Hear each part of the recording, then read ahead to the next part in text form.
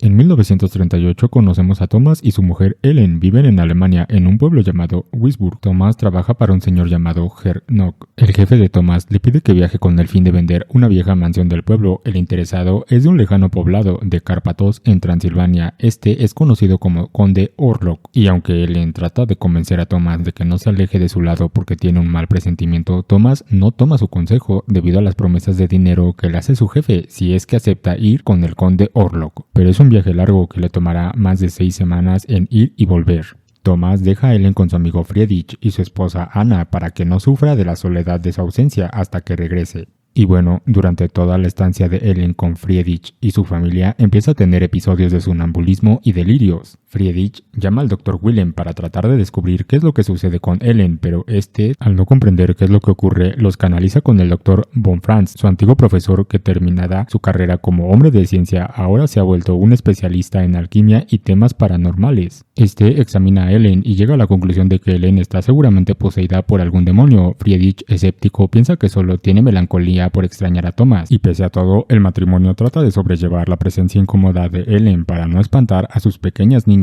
Mientras esto pasa, Thomas, cerca de llegar con el Conde Orlok, toma una pausa en un pequeño pueblo gitano cuando la noche está por caer, en donde es advertido por las personas que debe regresar y no acercarse al castillo del conde, pero Thomas los ignora. A la mañana siguiente no encuentra a los gitanos ni a su caballo, aún así decide continuar a pie su viaje y mientras se acerca al castillo un carruaje sin conductor llega por Thomas. Este sin más se sube y es escoltado hasta el castillo, al que llega pasada la medianoche. Es recibido por el Conde Orlok en solitario y le pide que aceleren el proceso de compra de la propiedad que quiere adquirir el conde. Sacan los papeles y Orlok los firma, pidiéndole a Thomas que también firme los documentos. Después, Orlok manda a Thomas, que se encuentra lleno de miedo, a descansar. A la mañana siguiente, Thomas no encuentra a nadie más en el castillo y se da cuenta de que está encerrado. No puede entrar ni salir del lugar y por si fuera poco, descubre que sobre el pecho tiene mordidas que no puede explicar. Llega de nuevo la noche y de nueva cuenta tiene un encuentro con el Conde Orlok. Thomas le solicita que al llegar la mañana le facilite la salida del castillo, ya que se siente enfermo, pero el Conde Orlok insiste en que debe descansar en el castillo y no irse hasta que mejore de salud.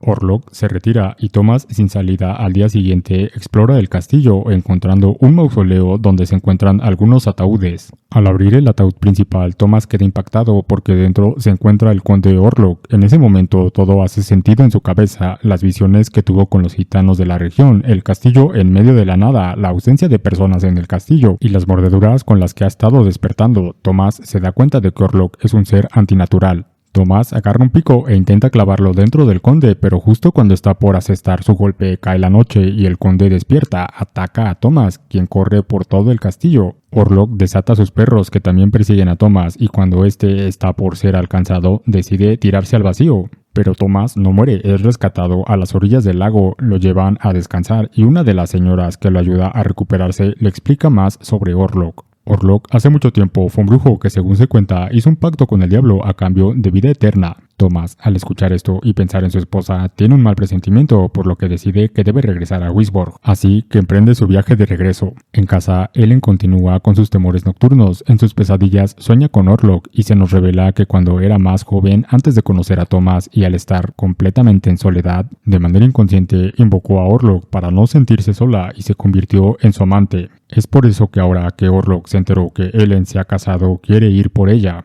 Y bueno, ¿cómo es que Orlok se enteró del matrimonio de Thomas y Ellen? Fue por el jefe de Thomas, el señor Herr Nock, que resulta estar bajo las órdenes de Orlok. Es su lacayo. Este termina en un hospital psiquiátrico, pero termina escapándose, esperando a que su amo le dé nuevas instrucciones. Thomas regresa a casa y es recibido por su amigo Friedrich. Él y Ellen se quedan con Friedrich para ayudar, ya que Thomas sigue muy débil, pero Friedrich les pide que regresen a su casa, ya que se harta de Ellen y sus historias sobre el mal que se avecina. Orlok, ya con un lugar al que llegar en Wisborg, se envía por paquetería en un barco y dentro del barco se empieza a alimentar de los tripulantes de la embarcación. Y bueno, el barco llega al puerto, ya sin tripulación. En el barco llega una peste de ratas que infestan al pueblo entero. Con ello empieza la muerte a rondar, se desata la peste negra.